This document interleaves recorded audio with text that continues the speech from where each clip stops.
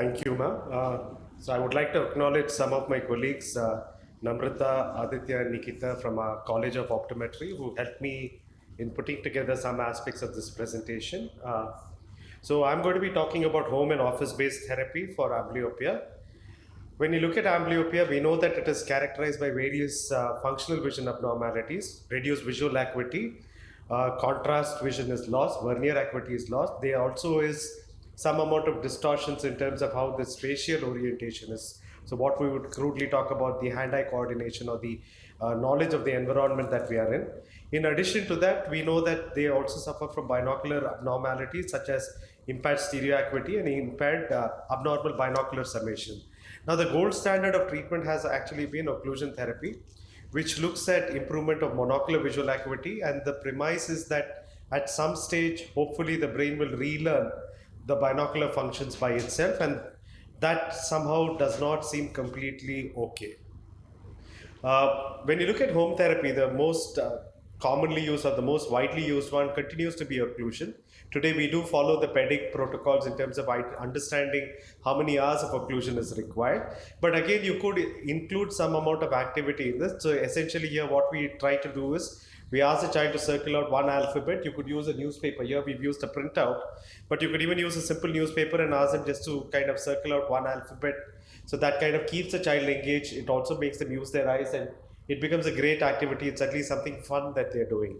So this probably is the crudest form of home therapy that we can do. It also kind of enhances some amount of compliance. However, when you look at occlusion and all of it, we've seen that even responders to occlusion therapy have residual amblyopia. 54% of children have some amount of amblyopia even if they were treated young, and most of them, even on a long-term follow-up, have it. Compliance, of course, is very less. Even the outcomes are not that great when you're looking at children that are a little older, and this is from literature from some time back. Occlusion again has this challenge in that it's a very difficult experience, not just for the child, but also for the parents, and they do acknowledge that there is some amount of difficulty as well as psychosocial impact that they undergo. We did a small survey trying to understand what is it that they do. So when you looked at compliance, we had almost about 2/3 of them being compliant, so they were prescribed to it. Then when we asked them saying that what do you do? So typically when you're occluding, you ask them to wear glasses over the patch. But we found it very surprising that almost about 10% of them did not wear their glasses or kind of wore it whenever they wanted. Again, we had a small set of children who actually occluded their eyes when they were even sleeping. So obviously both the children, not more importantly the parent, did not understand what the whole treatment regimen was. And when we asked them, almost very few of them actually said it was easy to do. Most of them were undecided, which means they were politely telling us that you made our life difficult. And a small percentage were very outright with it. So a variety of alternates have been looked at, right from atropine penalization to using certain filters to using devices that have shown some amount of improvement in visual acuity and something beyond that also. So in terms of, again, I'll show you some of these. Some have used videos, some have used games, some have used Tetris that we're used to doing it. But by and large, when you look at vision therapy, you're trying to assist the treating binocular dysfunction. It reduces the overall therapy time, and it actually does make occlusion effective. So even if you're diffident about starting it on your own, then it does do it. And what the entire premise of it is that the depth of amblyopia is correlated to the binocular imbalance, and there is some amount of binocular cortical communication that does persist in subjects with amblyopia. So again, this functions on what is called as the dichoptic principle. So here again the dominant eye gets a much more low contrast kind of a stimulus, and therefore you're trying to make the brain kind of use that eye a little bit more to kind of make it easier for you. So say imagine the eye that is on the blue is the sound eye, that would get a much lower contrast, and then you gradually keep increasing it over a period of time so that it becomes equal. So as the therapy enhances, the contrast also keeps improving, and that's how you do it. So our early start with vision therapy was with a system called as the home therapy system. This used to be imported in from the US. We found it had multiple activities that the child could do, and we did see improvement as early as from 3 months of using this as a therapy. And our fundamental question was there a more effective and an efficient way to than patching or even using any of the drugs that were there? So this is the Tetris that I had shared earlier, where they said that only 1/4 of the children completed the treatment time because they found it boring. Because again, finding 1 hour to do this on multiple days a week was again something that they found was not really possible. Over a period of time, we've developed our own system, partnering with a technology company based out of Chennai. This is a system that uses multiple ways of stimulating. It is based on both the dichoptic and as well as the synoptic principle. This is a study that we published in 29 adult subjects between 18 to 40 years with anisometropic amblyopia, and we found that even if people were not completely compliant, that is, they didn't do the activity for the prescribed amount of time, we did still find a significant amount of improvement in it, and a lot of them also had a significant gain in stereopsis. So both those happened with all of these subjects. We then looked at it saying that how aware are practitioners willing to look at it, both among patients and practitioners we looked at it. So we found that only 35% were compliant to conventional treatment, and they didn't think there was, only 3% felt there was nothing more important. Those who were using binocular vision therapy, almost 55% felt that there was an improvement in it. So why is it then that we can't do it home? The advantage with any of these home therapy systems are they're web-based. So you just share a link that the software is accessed by them over the internet and they can do this. So that is the beauty of this entire system. However, then why aren't 100% of our patients on it? Again, there is some amount of boredom that sets in, and what we've also realized is that the parents need to understand. We've found instances where the grandfather or the grandmother was doing the activity on behalf of the child. The child had made it seem as though it was homework. So like they would help the child with the homework, the grandfather was helping them with these exercises. So we found on the system significant improvement, but when the child walked into the clinic, we didn't see any improvement at all. So we find that this awareness becomes important, and again, there are multiple other facets that we can work on using multiple devices when they are in office. So for example, you can look at working on the monocular fixation in a binocular kind of a field where you have varied stimulus. So you ask them to look at, they wear a basic red and blue glass so that you stimulate the eye that is not very clear, and you ask them to click on certain activities. So they're moving their head, they're tracking, they're doing multiple other things. This again is something that has been tried earlier, where you just stick on a red and green filter and use again the dichoptic principle to try and see how you can stimulate it. It is supposed to be helping as an anti-suppression kind of a therapy. Again, there are multiple things that can be done using this. So here again, the child is wearing the glass, they're supposed to be catching the falling thing. So it's some kind of a gamification that happens, and it involves some amount of understanding. So you can't have a very naive child play it, but we've had children as young as 4 being able to enable it. So today children are a lot more tech savvy. Over and above that, you can also use certain bar readers, you can use a pegboard. All these options are available when they come into the clinic, so it makes it a little more fun.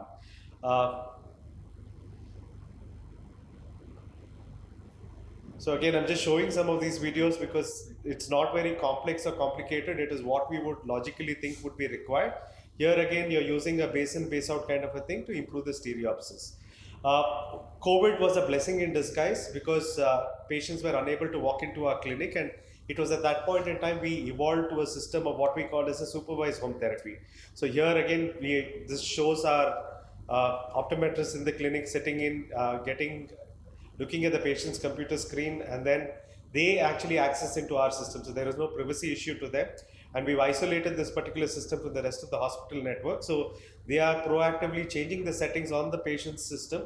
The patient is at home, and automatically she can then see what is happening and then guide it on to that. So this becomes something very effective. We've done a small study where we looked at about 406 patients. Apologies for the error. Again, we first looked at it saying that is it possible to even evaluate it. We found that stereo acuity both in clinic as well as when you do it as a remote assessment matched very well. When you look at visual acuity measurements, again that had a very good match.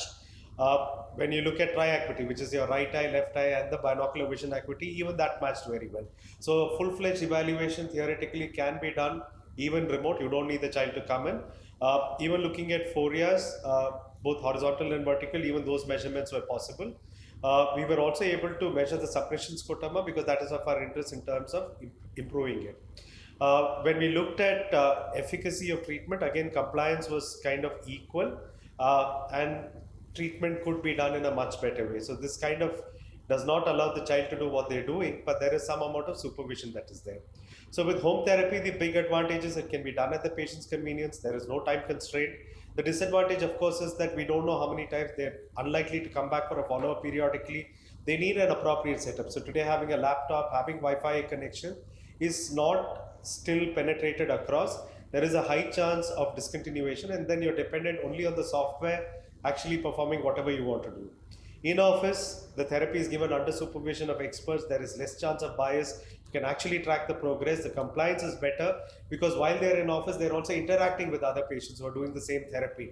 And when the others tell them, you know what, my vision improved, these people are more likely to be doing it. Disadvantage, of course, is it is difficult. It takes away time from both the child and the parents, and it becomes expensive. Supervised remote assist therapy becomes kind of an in-between. The therapy is given under subject experts on an online session. There is no time constraint because it is online. Disadvantage continues to be largely technology related with connectivity, and there is a possibility of schedules of the children changing with the multiple activities that they do. And the limitation again is that you're dependent only on a software-based therapy. Long story short, I think we need to evolve. So this is how esotropia used to be treated early. I think we need to move on to look at more recent changes and adapt to the changing needs, not just of our needs, but also to our patients' need, so that we can restore vision effectively. Thank you. Thanks, Dr. Kaushik Murali. He has extensively covered all the options for amblyopia management. Any questions to Dr. Murali? Because he'll be leaving for another session. So can you use a Synapto 4 for amblyopia treatment with Synapto 4 with Pleoptics, and how to use it, and any recommendations? So we did earlier, that used to be the only option. So that used to be something that was being done. But the disadvantage with that is again the limitation in terms of the cards. The cards fade out, and it's a little boring for the child. So because it's a very monotonous task, you want them to do that day in, day out.